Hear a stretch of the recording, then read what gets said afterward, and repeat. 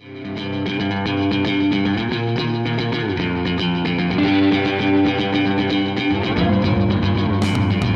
guys, welcome to another day of making comics. I'm going to be mixing this up a little bit now. After yesterday I said I was feeling a bit under the weather. I didn't get any better, so I actually ended up going home from work, and I got home by about lunchtime, and it got me thinking. Since I was home just sitting on the couch watching a couple of movies, got me thinking about reformatting how I do these videos, and a few people have suggested it as well, in different ways, and that's definitely sort of put a little bug in my mind of, okay, maybe I should change these up.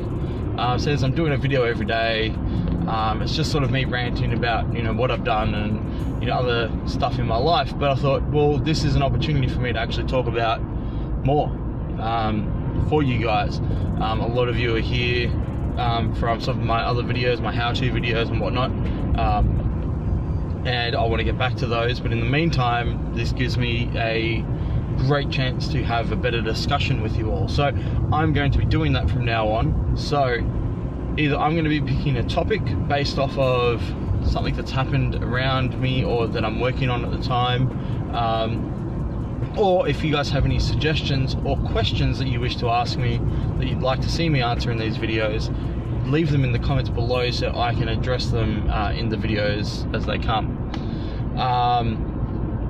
Alright, so the way I'm going to set these up is I'm just going to quickly talk about the progress, and then I'm going to move into whatever I'm going to talk about for the day. So progress wise, as you're going to see, is I've done the time lapse for page 4, 3, 4, I think it's 4. Yes, page 4. So I finished off panel 1, just a few little touches, and done it, and finished panel 2 and 3. So there's only 2 panels left, so I'm confident that I'll get this page finished by tonight, as long as everything goes to plan. So that's awesome. Everything's on track, and I also uploaded page 2 last night to Patreon. So if you guys want to check that out, you can just go to patreon.com/Chris McQuinlan Art, and all you need to do to be able to get exclusive access to the comic and a bunch of other art and time lapses and things that I don't show anywhere else is just go to pledge, just $1 a month. That's all, and you'll get access to all that. The more you pledge, the more you'll get. But you can check that all up there. So enough ranting. I wanted to talk to you guys today about webcomics or print comics. And this is something I was having a discussion with Lee last night, because he, as you know, he's getting married soon, and he hasn't had much chance to write the comic, and we're talking about what his timeline's going to be like and how he's going to go into there. And as we're having that discussion, he brought in the thought of, because I was telling him a tentative date of where I would like to launch the comic to the public. Now, as you know, I want to launch the comic on Tapas and possibly Webtoons as well. It has been in 2 minds to post it onto several webcomic social medias. But he actually asked me, he's like, well, when do you want to do a print comic? When are we going to do a print comic? Obviously, doing a comic like this, or just doing a comic or any product in general, you get very excited about finishing that product and having it in print and holding it in your hands. For me, the way that Monkey Junk works, my comic in particular, is it's not really a issue-based comic. It's more so chapter-based, and those chapters are only as long as those chapters need to be. So whilst one chapter might be 22 pages, which is perfect for a single issue, one chapter might only be 10 pages, which isn't. So for me, it's more so taking those chapters, those story arcs, and then publishing them that way. That's the way I've always imagined this book, and that's the way we've sort of set it up. So we know where this comic's going to lead into, where it's sort of going to end in this arc, and what's going to happen in the next arc, roughly. So I have been thinking about the idea of, okay, maybe it would be nice to get maybe the first chapter in print, get it out and get people excited about it. Possibly crowdfund it, but I'd probably more likely just take it to a convention or something. Now there's pros and cons to this, because I've done conventions before, and I've done conventions with brand new comics before, and like last year was the first convention I did with Nevermore, and I think out of the entire show I probably sold maybe 8 copies of the 200 copies that I had with me, which one was extremely disheartening and made me feel like no one cared about the comic. 2, made me realize, even though conventions are such a massive community of people who are there for comics, they're not always going to buy your independent comic. They don't always generally care. It could be that they don't, not be that they don't care. It could just be they don't know what your comic is. You don't know what it's about. Maybe you didn't pitch it right to them, or maybe you didn't pitch it to them at all, and that is a concern. And then even after that point, they then have to separate themselves with their good hard-earned money to this comic that they don't know is going to be any good. The problem with that is, with independent comics, it can be a very mixed bag. When you're buying something, say like from the big 2 for example, you're almost guaranteed quality of some level. You trust within the company that they've hired good writers and good artists to put content together, whereas buying an independent comic, you're entrusting your money, hoping that what you've bought is good, and if it's not, you're gonna feel cheated. It's kind of like whenever you go shopping, you buy a pack of chips that you really like, and they're great, and then another brand comes out, it's a little bit cheaper, but it's the exact same flavor that you love, and you go, you know what, I'm gonna give them a try. They're not quite good, but you've already finished the chips. You can't take those chips back. It's a similar thing. Now I know there's going to be independent creators out there who be like, oh yeah, but people should be supporting independent artists, and people should be giving us their money and trusting us, because if we don't make comics, we won't get better, and if we don't get better, we won't have a chance to work for the big 2, and then people will never hear about us, and blah blah blah. So, well, yeah, that's also true. I firmly believe that everyone should support independent comics or independent anything in an artistic nature, but you've really got to convince them. This is why companies have marketing teams and to push their products. Coca-Cola is always the perfect example that I'll always go to when it comes to selling a product. I know a lot of people who think Coke sucks, or don't like the new Coke No Sugar or Coke Zero.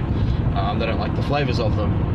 Or they did the Coke Raspberry recently here in Australia, and not many people liked it. But the amount of marketing they had, they probably still sold way more because people still tried it regardless. People were just swarmed by a massive advertising and going, oh, you know what, maybe I will try it. After like 3 weeks of being barraged by, try new Coke, try the new Coke. And this leads me on to Webcomics. Webcomics is a platform that you can freely post your artwork.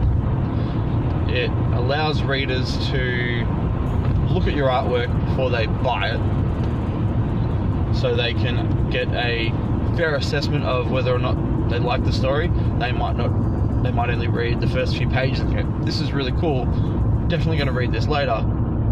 But if they're like me, for example, as much as I love webcomics and I love the concept of webcomics, sorry, my words are a bit funny this morning, I can't get engrossed in a good webcomic like I can a good physical comic. So I will generally subscribe to the comics that I like. A good example is Joshua Campbell's book that he's working on at the moment, Quarterly Stories. The downside is I can't get engaged enough when I'm reading it in a webcomic. So I know that when that book comes out as a physical book, I won't even have to think about it. So these are things to think about. Is it worth spending the money on printing all of your comics and then trying and possibly having a hard time? Which I'm not poo-pooing that idea. I've done that several times. I love it. that convention that I explained is just one instance. There have been better conventions. I do also find that when I did Nevermore, for example, I sold a lot better through Kickstarter and selling to comic book shops than I did doing conventions, and through my online store, because I was able to advertise it on another sort of different level than I could at a convention. As for the webcomic though, I'm also all for webcomics, because as I said, webcomics are a free platform for you to post your content. It allows you to gain a readership. So if you're 60 pages deep into your comic and you haven't released a print issue, and you go, well, I've got all this work and I've got nothing to show for it, having that webcomic there allows you to build a readership, build a fan base as well, get people interested in what you're doing, whether it's the comic alone or whether they go, oh, this comic's mildly interesting, but I actually really like everything else that they're doing, so I'm going to follow this guy and I'm going to purchase one of their prints. It can transition into those sorts of things. There's lots of plus sides to it, and then there's the idea of, as I said earlier, I'm thinking about posting to multiple platforms. So you've got Tapastic, which is a popular one. You've also got Webtoons, and I heard of one the other day. Jeff Lafferty was talking about it. The Duck. It used to be called the Drunk Duck, but I think now it's just the Duck. And there's another webcomic platform. Pardon me. All of these platforms, as far as I know, are completely free to post your content to. That's great for you, because now you've created 3 separate avenues of marketing for your comic whilst gaining readership and a fan base, which can lead directly back to your Instagram or your Facebook page or wherever you post the most. So on top of that, you then also have the avenue of posting to all of your social medias and saying, hey, a new page has just been uploaded, come over to Tapastic and check it out. Hit subscribe so you don't miss out on new pages every week. The comic is free for you to read, blah blah blah blah blah. You're already engaging people by telling them you're giving them free content. The way that you advertise it, or the way that you market it to potential readers, is super important, and this is something that you can do every week. So for every week that you're working on your comic, every week you're promoting your comic and gaining a readership.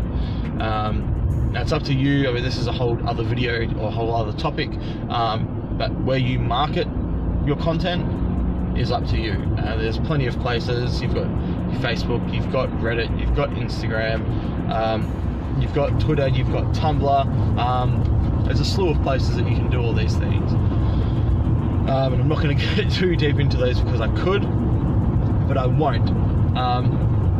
So yeah, you can do that every week, get people excited about it.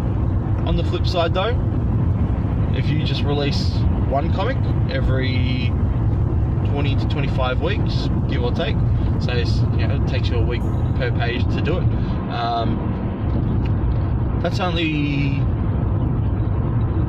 a few times a year that you can actually promote the content that you're doing, or that, like, you can still advertise that you're working on the product and sort of gain a following that way, but you're not going to want to share the story completely if you're just going to be releasing print.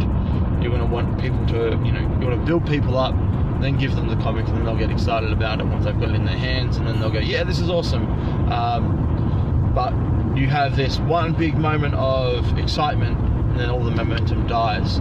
And in this day and age, and this is one of my main concerns, in this day and age, you really need to keep momentum, because if you stop posting, if you start lulling in the content that you're creating and sharing on the internet, people are going to lose interest. And if it's your goal to become self-sufficient as an artist, if it's your goal to make comics for a living, as annoying as it sounds, you need to be giving to your fans what they want from you. Now, this again is another topic, but you can also be the creator of that timeline. You don't have to post every single day at 6 o'clock, blah, blah, blah, blah, blah. You can work this around your schedule. People are creatures of habit. If you start posting every Monday, Wednesday, and Friday at 5:30 p.m.